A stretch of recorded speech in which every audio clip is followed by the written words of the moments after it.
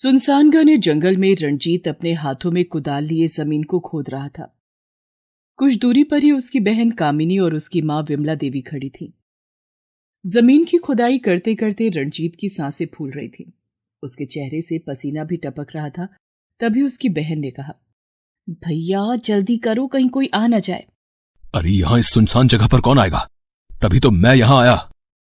उसकी इस बात को सुनकर रणजीत की मां ने कहा, किस्मत खराब हो तो कुछ भी हो सकता है। तू जल्दी से गड्ढा कर, फिर हम लोग इस गड्ढे में उस मनहूस को डालकर उससे हमेशा के लिए मुक्ति पालेंगे। रणजीत, उसकी मां, बहन, इस संसार के वे लोग थे जिन्होंने जन्म तो इंसान के रूप में लिया था, लेकिन वो राक्षस थे, राक्षस। बड़ी बेशर्म औरत है तू। अरे तुझे कितनी बार कहा है कि अपने बाप से 50,000 रुपए मांग कर ला। तुझे सुनाई नहीं पड़ता क्या? मैं आपको कितनी बार कहूं कि अब मेरे पिता के पास आप लोगों को देने के लिए कुछ नहीं है। सब कुछ तो बेच दिया उन्होंने मेरी खातिर, आप लोगों की हर दिन की नई मांग की खातिर। गुंजा बहुत ही सीधी सादी लड़की थी। उसके पिता रिटायर्ड टीचर थे। गुंजा उनकी इकलौती बेटी थी। उन्होंने अपने सामर्थ्य के अनुसार शादी में हर कुछ गुंजा को दिया था, लेकिन शादी के दूसरे दिन से ही उसे हर छोटी छोटी बात के लिए अपने ससुराल वालों से ताने सुनने पड़ते। बहू, तेरा बाप तो बड़ा शातिर निकला। शादी के पहले तो कहा था ये देंगे वो देंगे, और देने के नाम पर दे दिया झुनझुना। क्या हुआ माँ जी? पिताजी ने तो हर वो चीज दी है जो आप लोगों ने मांगी थी। ऐसा कौन सा सोने का महल दे दिया तेरे बाप ने जो तू इतनी शान से बता रही है? सुन, अपने बाप को कह कि रणजीत को बाइक से ऑफिस आने जाने में दिक्कत होती है, इसलिए उसे एक बड़ी कार खरीद कर दे, लेटेस्ट मॉडल। कार? हाँ कार, हवाई जहाज नहीं बोला मैंने। गुंजा को पता था कि उसकी शादी के लिए उसके पिता ने अपनी हैसियत से ज्यादा चीजें की थी और उनका हाथ खाली था। फिर भी ससुराल वालों के दबाव में उसने अपने पिता से पैसे मांगे। उसके पिता ने अपने गांव की जो थोड़ी सी जमीन थी उसे बेच दी। विमला ने वो पैसे अपने पति को दे दिए। मैं बड़ा किस्मत वाला हूं कि मुझे तुम्हारे जैसी बीवी मिली। कितना ख्याल रखती हो तुम मेरा। रणजीत का ये झूठा प्यार थोड़े दिन रहा और फिर से एक नई मांग उसने और उसके परिवार वालों ने गुंजा के सामने रख दी। उसके पिता ने वो भी पूरी की। फिर उसके बाद एक और डिमांड, डिमांड पर डिमांड पूरी करते करते गुंजा के पिता के ऊपर बहुत सारा कर्ज हो गया। उनका अपना घर तक बिक गया, लेकिन इनकी डिमांड कम नहीं हुई। एक बार गुंजा अपने पिता के घर गई हुई थी क्योंकि उनकी तबीयत बहुत खराब हो गई थी। ये क्या हाल बना रखा है बाबा आपने? ना तो डॉक्टर को दिखाया और ना ही दवाई ली आपने। अरे मामूली बुखार है, 1-2 दिन में उतर जाएगा। क्यों डॉक्टर और दवाई में पैसे बर्बाद करने? तू बता, तू कैसी है? कैसी रहूंगी बाबा, बस जीवन चल रहा है। उन्होंने फिर से कोई डिमांड की है क्या? पिता की बात पर गुंजा खामोश रहती है। अरे चुप क्यों है? बोलना। तेरा बाबा अभी जिंदा है, वो तुझे कोई तकलीफ नहीं होने देगा। लेकिन पिता के लाख कहने पर भी गुंजा ने उनसे कुछ नहीं कहा, क्योंकि उसने अपने पिता की दयनीय हालत देख ली थी। जो पिता पैसे की कमी के कारण दवा तक नहीं खरीद पा रहा था, उस पिता से वो कैसे कह देती कि उसका पति उससे फिर से 50,000 रुपए मांग रहा है। गुंजा 2 दिन अपने पिता के पास रही, फिर ससुराल की ओर लौट पड़ी।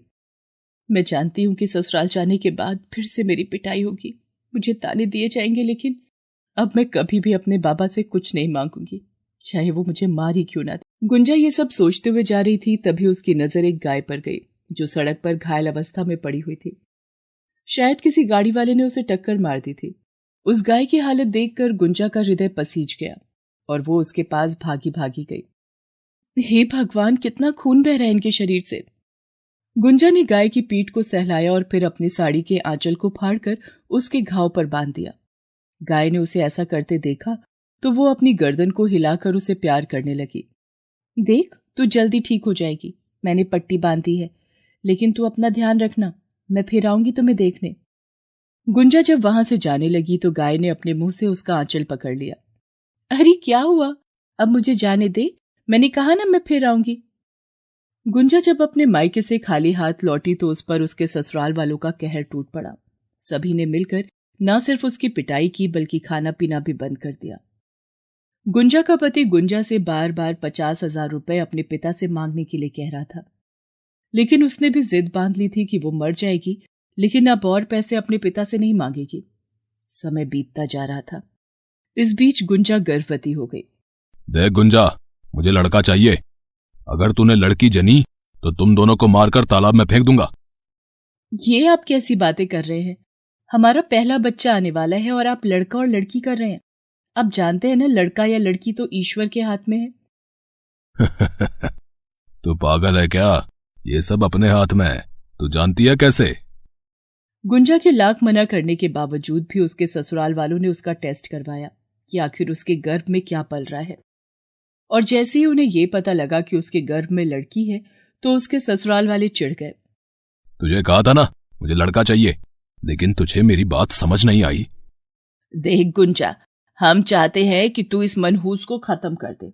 अगर तूने ये नहीं किया तो हम ये नेक काम कर देंगे। अपनी सास की बात सुनकर गुंजा रो पड़ी। उसने रोते हुए कहा, माँ जी, ऐसा जुल्म मत करिए। मैं माँ बनने वाली हूँ। मेरी कोख में मेरी छोटी सी बच्ची पल रही है और वो कोई पराई नहीं, आपकी पोती है। मुझे नहीं चाहिए पोती वोती, समझी? मुझे पोता चाहिए और इस मनहूस की मौत। लेकिन गुंजा किसी भी कीमत पर अपने पेट में पल रहे बच्चे को नुकसान पहुंचाने के लिए तैयार नहीं हुई। उसे बहुत मारा पीटा भी गया, लेकिन वो टस से मस नहीं हुई। माँ, ये बहुत ही जिद्दी औरत है। ये ऐसे नहीं मानेगी। मेरे पास एक प्लान है। मैं कल इसके खाने में नींद की गोली मिला दूंगा। जब ये बेसुध हो जाएगी तो हम लोग इसे जंगल में ले जाकर जिंदा ही दफन कर देंगे। बाद में लोगों को बोल देंगे कि वो किसी के साथ भाग गई। इस मनहूस से पीछा छुड़ाने के बाद मैं तुम्हारी दूसरी शादी कर दूंगी। रणजीत ने गुंजा को जिंदा दफन करने के लिए गड्ढा खोद लिया था। वे सभी गुंजा को नींद की हालत में दफन करने वाले थे। तभी एक गाय दौड़ती हुई उनके पास आई और अपनी सींग से रणजीत को उठाकर दूर फेंक दिया। अरे, ये गाय कहां से आ गई? उसके बाद उस गाय ने अपनी नुकीली सींग से विमला देवी और कामिनी पर हमला कर दिया। अरे, ये पागल गाय कहां से आ गई? ये तो हमारी जान लेकर रहेगी। वो तीनों वहां से भागने लगे, लेकिन उस गाय ने उन तीनों को अपनी सींग से मार मार कर अधमरा कर दिया। वे कराहते हुए बेहोश हो गए। उसके बाद वो गाय गुंजा के पास गई और उसके मुंह को चाटने लगी। कुछ घंटों बाद गुंजा की बेहोशी टूटी और उसने उस गाय को देखा जिसकी उसने मदद की थी, क्योंकि उसके घाव पर अब भी उसकी साड़ी की पट्टी बंधी हुई थी। साथ ही उसने अपने ससुराल वालों को घायल अवस्था में देखा तो वो सारा माजरा समझ गई। अरे तूने मुझे बचाया।